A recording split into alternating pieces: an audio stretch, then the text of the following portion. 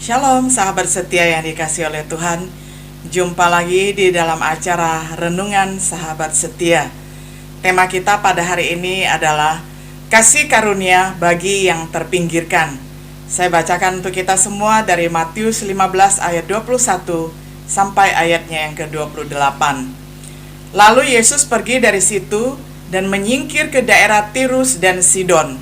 Maka datanglah seorang perempuan Kanaan dari daerah itu dan berseru, "Kasihanilah aku ya Tuhan, anak Daud, karena anakku perempuan kerasukan setan dan sangat menderita." Tetapi Yesus sama sekali tidak menjawabnya. Lalu murid-muridnya datang dan meminta kepadanya, "Suruhlah ia pergi, ia mengikuti kita," dengan berteriak-teriak. Jawab Yesus, "Aku diutus hanya kepada domba-domba yang hilang dari Israel." Tetapi perempuan itu mendekat dan menyembah Dia sambil berkata, "Tuhan, tolonglah aku." Tetapi Yesus menjawab, "Tidak patut mengambil roti yang disediakan bagi anak-anak dan dilemparkan kepada anjing." Kata perempuan itu, "Benar Tuhan, namun anjing itu makan remah-remah yang jatuh dari meja tuannya." Maka Yesus menjawab dan berkata kepadanya, "Hai ibu, besar imanmu, maka jadilah kepadamu seperti yang kau kehendaki." Dan seketika itu juga anaknya sembuh. Sahabat setia yang terkasih, kasih karunia bagi yang terpinggirkan, menurut Kamus Besar Bahasa Indonesia, yang terpinggirkan, kaum yang terpinggirkan itu adalah sama dengan kaum marginal.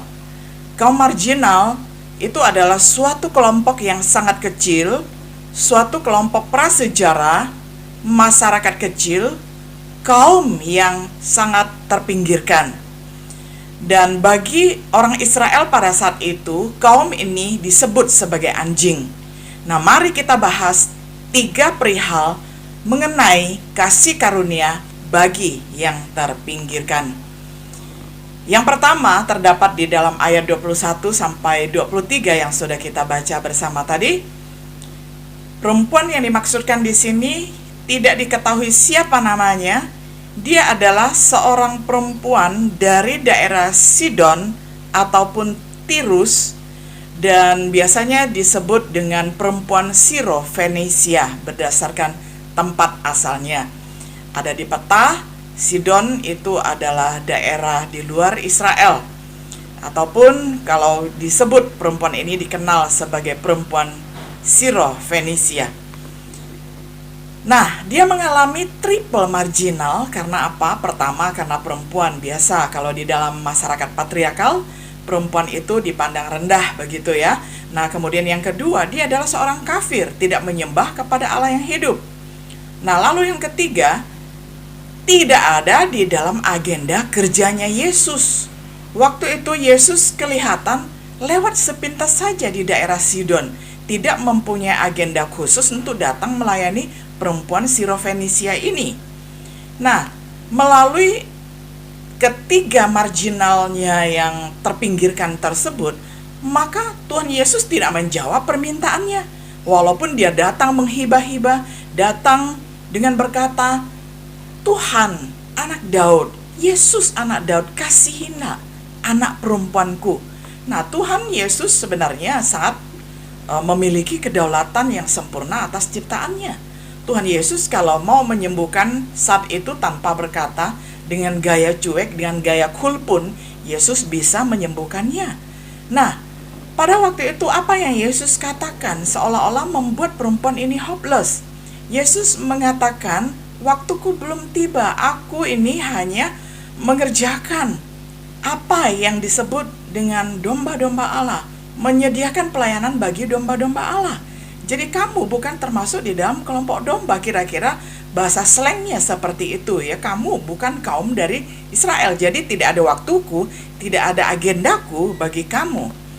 Nah, saudaraku yang dikasihi oleh Tuhan, sebenarnya kalau kita mau melihat bahwa Tuhan Yesus datang ke dunia ini menjadi juru selamat bagi semua orang. Tetapi apa yang dikatakan kepada perempuan Samaria ini sepertinya tidak masuk di dalam penjangkauan ini, seolah-olah tidak ya. Padahal Tuhan Yesus datang melihat manusia yang berdosa itu tidak mampu menjangkau Allah dengan amal, tidak mampu menjangkau Allah yang maha suci itu dengan filsafat, bahkan dengan agama sekalipun, kalau itu hanya jubah keagamaan tanpa bertemu secara pribadi dengan Allah, tanpa melalui perjumpaan secara pribadi dengan Yesus, maka tidak ada jalan keselamatan. Nah, Yesus tahu itu, bahwa setiap orang membutuhkan jalan dan membutuhkan jalan keselamatan.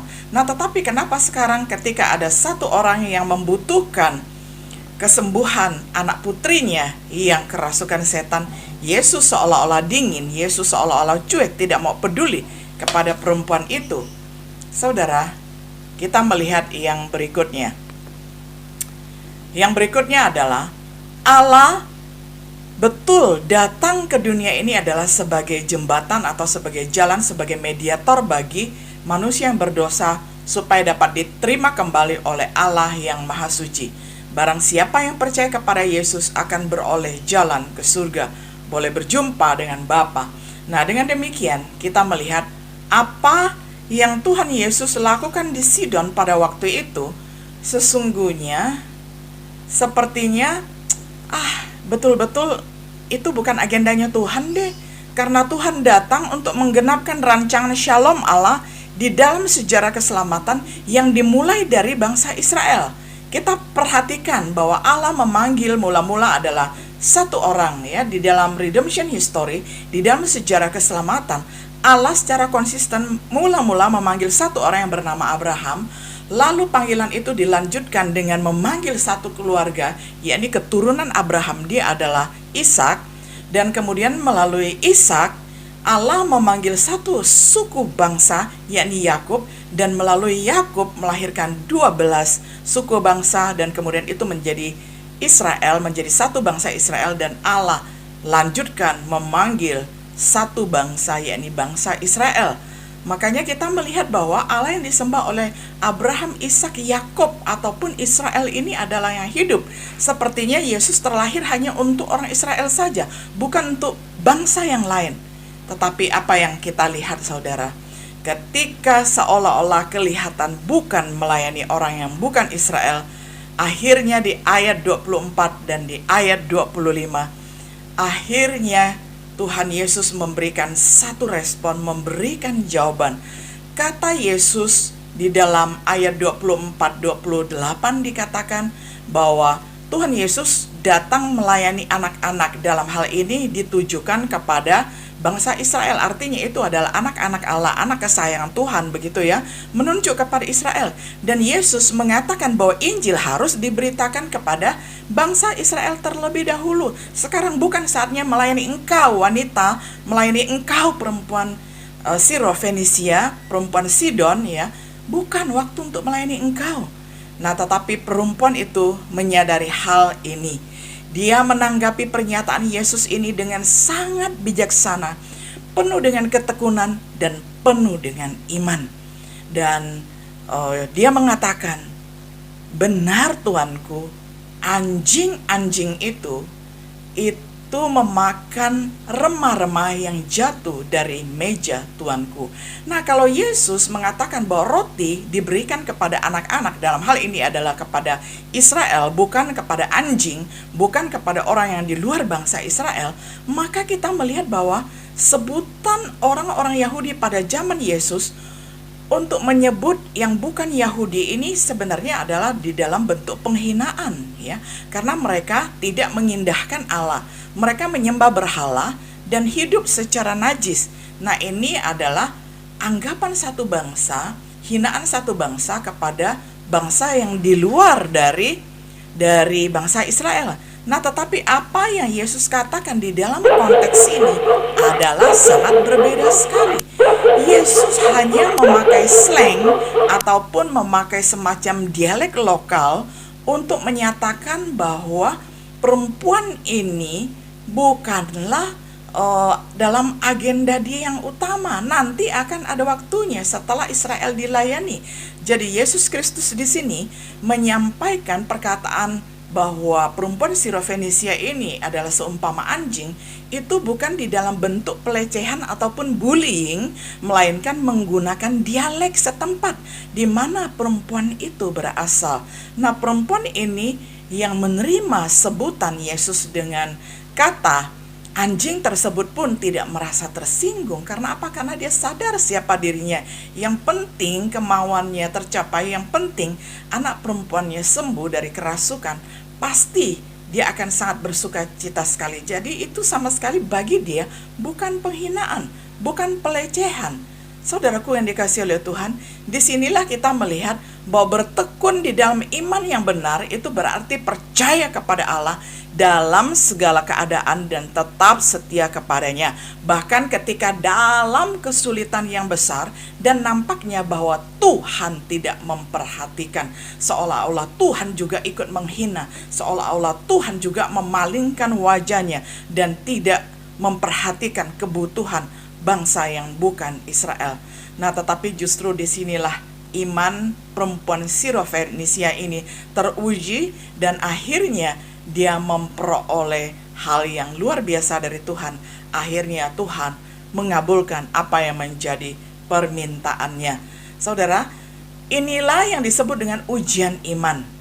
Ketika perempuan ini menerima kesembuhan dari anak perempuannya yang kerasukan setan, ini merupakan contoh bagaimana Yesus menekankan nilai tentang iman seseorang. Sebagaimana juga pada mukjizat penyembuhan hamba seorang perwira Romawi, walaupun tanpa Yesus datang menumpangkan tangan, tanpa Yesus datang menjamah orang sakit tersebut, hanya dengan satu perkataan sembuh, maka sembuhlah orang dari jarak jauh. Ini luar biasa, saudara. Ini adalah pengharapan yang sangat nyata, realita yang sangat nyata yang dibawa oleh Tuhan sebagai Tuhan dan Juru Selamat. Disinilah kita melihat bahwa Tuhan Yesus yang disembah oleh setiap orang di muka bumi ini yang mau merendahkan hati, mau mengakui Tuhan Yesus sebagai Tuhan dan Juru Selamat, maka Tuhan Yesus memberikan satu ujian, dan bahkan setelah lulus ujian, Tuhan Yesus memberikan satu pujian yang luar biasa. Nah, melalui apa yang sudah dilakukan oleh perempuan Sirofenisia ini, kita melihat bahwa Yesus melakukan hal yang sungguh-sungguh menakjubkan, yakni Yesus walaupun mulanya kelihatan cuek dan dingin, tidak mau memperhatikan, tetapi sesungguhnya hati Tuhan Yesus penuh dengan belas kasihan, dan sebenarnya itu adalah ujian untuk menaikkan perempuan ini akhirnya menjadi orang yang betul-betul menyembah kepada Allah yang hidup dan menerima keselamatan yang sejati. Saudara, saat ini apa yang sedang ada di dalam hidup saudara? Apa yang sedang menguji saudara? Apakah yang sedang saya hadapi? Ujian apa? Pencobaan apa? Kita tahu kalau ujian itu untuk menaikkan level kita dan sering dipakai oleh Allah. Sedangkan cobaan itu dipakai oleh iblis untuk menjatuhkan kita. Nah, setiap hari kita menghadapi ujian dan bahkan juga cobaan. Nah, apa yang saat ini sangat menggoda kita? Apakah kita merasa boring di rumah? Merasa bosan karena sudah 2 bulan, 3 bulan kerja dari rumah? Seolah-olah tidak mengenal dunia lagi, begitu ya, karena 24 jam kita ada di dalam rumah. Kita membuat restoran di rumah, membuat perpustakaan di rumah, membuat studio di rumah, membuat kantor kita di rumah, ya, membuat orkestra di rumah, membuat apa saja yang menyenangkan di rumah. Nah, kalau saya secara pribadi, saya sangat menyukai setiap keadaan yang Tuhan berikan, karena setiap musim kehidupan yang Tuhan izinkan di dalam hidup kita itu mempunyai makna tersendiri yang luar biasa. Tinggal cara kita bagaimana mengolahnya, menjadikan masalah yang sulit, menjadikan kondisi yang sulit, akhirnya menyebabkan puji-pujian bagi Allah, menyebabkan hal yang memuliakan Allah, karena kita semakin maksimal, kita malah produktif ketika kita seolah-olah tidak leluasa dan terjepit. Nah, saudaraku yang dikasihi oleh Tuhan, inilah pelajaran praktis yang bisa kita dapatkan melalui perempuan Sirofenisia ini. Nah, hal yang ketiga, saya bacakan dari Kisah Rasul 1 ayat 8. Tetapi kamu akan menerima kuasa kalau Roh Kudus turun atas kamu dan kamu akan menjadi saksiku di Yerusalem dan di seluruh Yudea dan Samaria dan sampai ke ujung bumi. Dari Kisah Para Rasul 13 ayat 47 yang barusan dibacakan. Nah, lalu Kisah Rasul 1 ayat 8. Sebab inilah yang diperintahkan kepada kami, aku telah menentukan engkau menjadi terang bagi bangsa-bangsa yang tidak mengenal Allah, supaya engkau membawa keselamatan sampai ke ujung bumi. Nah, sebagaimana Tuhan Yesus sudah melayani bangsa-bangsa, jadi Yesus datang bukan hanya untuk Israel saja, tetapi untuk seluruh bangsa di muka bumi ini. Maka Yesus memerintahkan setiap kita sebagai murid Yesus, sebagai pelayan Kristus, kita memberitakan Injil Kerajaan Allah dengan kuasa dari Allah Roh Kudus, dari Yerusalem, Yudea, Samaria, sampai ke ujung bumi. Nah, kita melayani dari orang yang terdekat dengan kita, yang agak dekat dengan kita, yang agak jauh, dari suku Jawa, dari suku Ambon, dari suku Sunda, dari suku apapun yang ada di Indonesia dan bahkan di seluruh dunia ini. Tuhan kasihi dan Tuhan ingin kita layani. Saudaraku yang dikasihi oleh Tuhan, dengan kuat kuasa dari Allah Roh Kudus lah, maka kita melanjutkan estafet apa yang sudah Tuhan Yesus kerjakan, lalu dilanjutkan oleh para rasul, lalu setelah rasul meninggal semua, lalu diestafetkan kepada gereja, dan termasuk kita pada hari ini adalah gereja Tuhan. Kitalah eklesia, orang yang dipanggil keluar dari kegelapan untuk memberitakan Injil kepada semua kaum di muka bumi ini, termasuk kaum yang marginal sekalipun. Saudaraku yang dikasihi oleh Tuhan, kasih karunia tersedia bagi kaum marginal. Siapapun dia, tidak dilihat stratanya. Dari strata sosial yang paling rendah sampai yang paling tinggi, Tuhan mengasihi mereka. Lalu orang-orang yang berkenan kepada Allah akan menerima keselamatan melalui iman. Seperti perempuan Sirofenisia ini, dia tidak peduli walaupun Tuhan Yesus sepertinya seolah-olah ikut-ikutan memakai slang, ikut-ikutan memakai semacam sebutan bagi perempuan itu dengan sebutan anjing, tetapi perempuan ini tidak tersinggung, tetap beriman bahwa Yesus dapat menyembuhkannya. Dan setelah itu Yesus memuji iman perempuan ini dengan tidak menyebutnya anjing lagi, melainkan, "Hai ibu, besar sekali imanmu." Bayangkan, dari seorang yang dianggap setara dengan hewan, dengan binatang, sekarang Tuhan Yesus memanggil dia dengan sebutan, "Hai, besar sekali ibu imanmu." Ya. Nah, jadi ini adalah contoh bahwa Tuhan Yesus sangat mengasihi semua orang di muka bumi ini. Yang tadi itu ya seolah-olah dia cuek dan dingin, itu adalah ujian iman. Setelah orang ini menunjukkan imannya, Yesus memberikan apresiasi, memberikan penghargaan. "Hai ibu, besar sekali imanmu, jadilah padamu seperti yang kau kehendaki." Indah sekali saudara. Lalu yang ketiga, sebagaimana Tuhan sudah melayani semua bangsa di muka bumi ini, semua suku bangsa, semua bahasa, maka Tuhan memanggil saya dan saudara untuk melayani orang-orang yang terhilang, melayani orang-orang yang sama-sama dikasihi oleh Tuhan Yesus. Kita melayani dengan kekuatan dari Allah Roh Kudus yang menyertai kita sampai kepada akhir zaman. Nah, sebagai refleksi bagi kita, apa yang saudara dan saya alami hari-hari belakangan ini, apakah kita melihat ada begitu banyak orang yang menderita karena pandemi COVID-19? Adakah hati kita tergerak untuk melayani mereka, datang mendoakan mereka, ataupun melalui rumah kita doakan mereka? Saudaraku, banyak yang bisa kita lakukan untuk mereka yang dalam kesulitan. Yang kedua, apa yang Tuhan katakan kepada saudara tentang pekabaran Injil lewat firman Tuhan hari ini?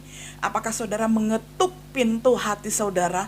Kalau seorang perempuan Venesia saja Tuhan selamatkan, bagaimana dengan keluarga kita, tetangga kita, saudara kita sebangsa dan setanah air? Lalu yang ketiga, apa yang akan saudara lakukan sebagai respon terhadap apa yang Tuhan katakan? Ketika Tuhan memerintahkan kita di dalam amanat agung untuk pergi ke seluruh muka bumi ini, apakah hanya untuk melangkah ke tetangga saja kita enggan? Apakah hanya mengirimkan teks WA saja kita enggan? Atau sekedar telepon, atau sekedar say hello? Saudaraku yang dikasihi oleh Tuhan, Kiranya ini boleh menjadi perenungan kita sepanjang hari ini dan bahkan sepanjang hidup kita. Kiranya Tuhan menolong kita semua untuk mengaplikasikan firman-Nya. Tuhan Yesus memberkati. Sahabat setia yang terkasih, selamat berjuang dan tetap happy ya bekerja di rumah. Tuhan Yesus memberkati. Shalom.